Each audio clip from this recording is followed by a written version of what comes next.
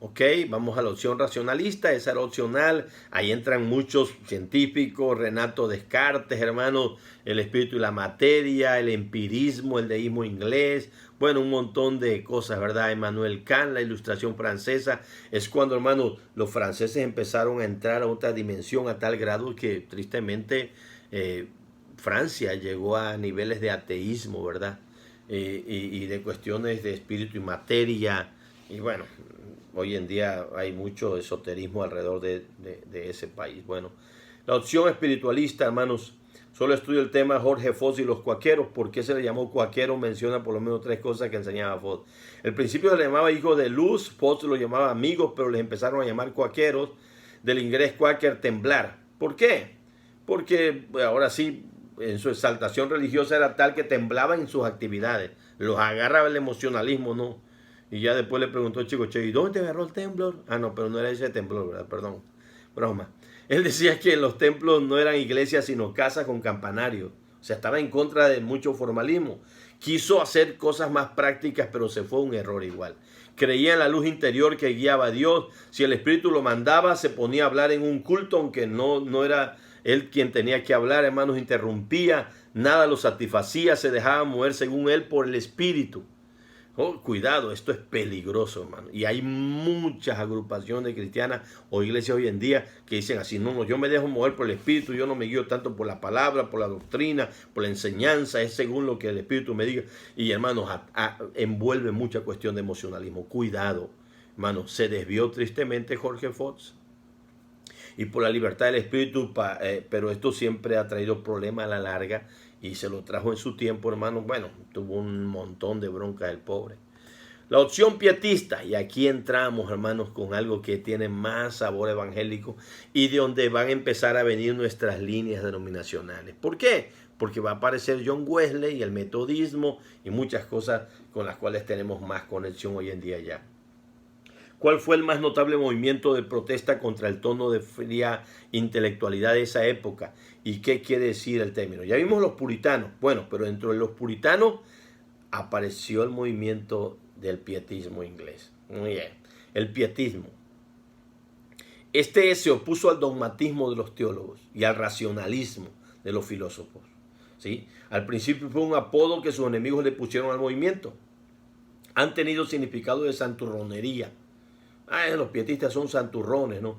Pero la verdad es que los jefes, aunque sí se preocupaban por la santidad, estaban lejos de santurronería. Ellos lo que querían era vivir con gozo y tenían una chispa del cristianismo y querían vivir apegado a las escrituras.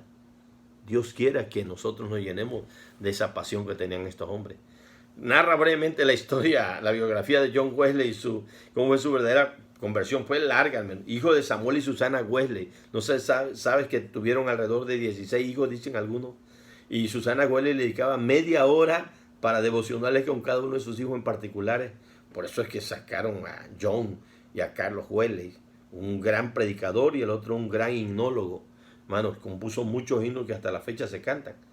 Desde niños les inculcaron a sus hijos la fe y la vida devocional.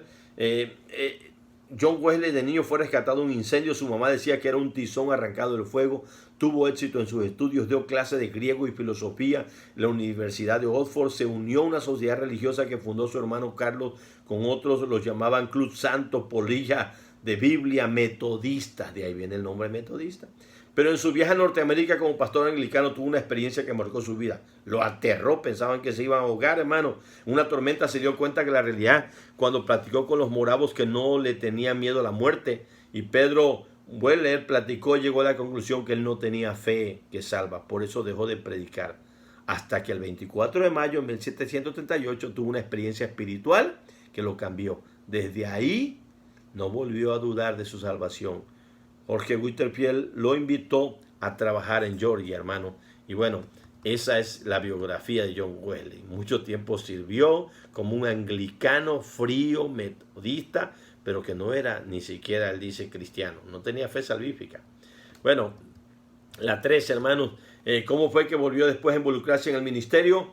Decíamos, Jorge Whitefield lo invitó a trabajar en Bristol porque él se iba a Georgia. Wesley aceptó porque no le gustaba la forma de predicar de Jorge, hermano, que era fogoso al aire libre. No aceptó por eso, pero mira, él creía que todo debía ser ordenado y dentro del templo. Wesley, hasta que los resultados lo convencieron de que estaba mal en su opinión. Y él después llegó a decir un día, el mundo es mi parroquia. ¿Cuál es otro de los fenómenos que le preocuparon a Wesley? Algunos de sus oyentes empezaban a llorar y a dolerse amargamente por sus pecados. No era emocionalismo, no era porque ponían un canto de fondo, no. Era porque la prédica era impresionante, era tremenda, que taladraba el alma. Caían desmayados por la angustia que sentían por el pecado, hermano.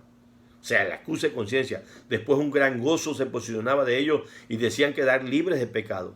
Esto lo sacaba de onda a él, pues él era muy solemne, metodista. Creía que era una lucha entre el diablo y el espíritu. Después fue menos eso, hermano. Y en realidad muchas cosas cambiarían después. ¿Cuál es la razón por la que se separaron Wesley y Wittenfield, hermano? Por razones teológicas. Wesley era arminiano en cuanto al tema de la predestinación y libre albedrío, y Jorge era calvinista. Wittenfield lo formó la iglesia metodista calvinista, hermano.